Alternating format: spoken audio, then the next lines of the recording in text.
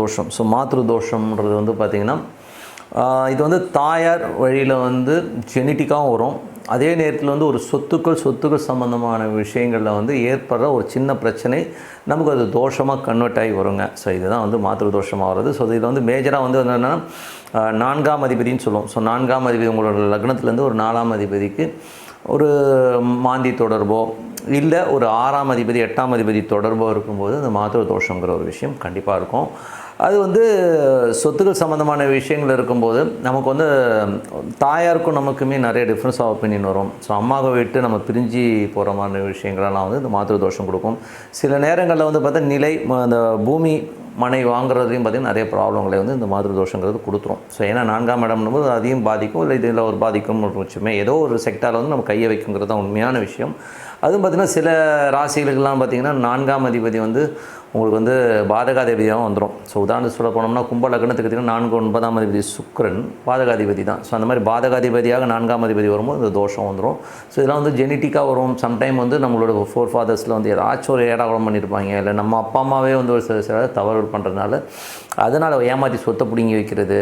So ஏதோ ஒரு விஷயங்களில் வந்து நம்ம மாற்றுறது, அம்மா வழி சொந்தத்தில் வந்து எவனையா போட்டு தாக்குறது, சொத்துக்காக ஏமாத்துறது, இந்த மாதிரி விஷயங்களால் வந்து வர சாபங்கள் வர கோபங்கள் தான் வந்து மாத்ரு தோஷமாக மாறும்.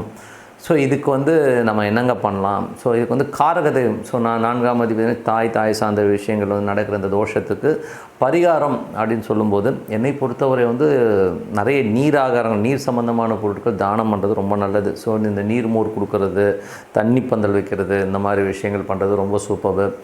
அப்படி இல்லைனா கூட அன்னதானம். ஸோ அன்னதானம் நிறைய பண்ணும்போது நமக்கு வந்து இந்த தோஷங்களுடைய அளவு வந்து கண்டிப்பாக கம்மியாகுங்க. ஸோ நம்ம வந்து அன்னதானம் அதிகமாக இது வந்து நிறைய கோயில்களில் பண்ணுறாங்க. நிறைய விஷயங்கள் அனாத ஆசிரமங்கள் இதெல்லாம் வந்து அக்கார்டிங் டு நம்மளுடைய பிரச்சனைக்கு தகுந்த மாதிரி நம்ம இந்த மாதிரி தானங்கள் பண்ணும்போது இந்த தோஷங்கள் வந்து படிப்படியாக கம்மியாகுங்க. ஸோ எல்லாமே எந்த தோஷமும் வந்து ஜஸ்ட் லைக் தட் ஒரு இங்கிலீஷ் மெடிசன் போட்டால் எப்படி ஜுரம் கம்மியாகுமோ உடனே ஆகாது.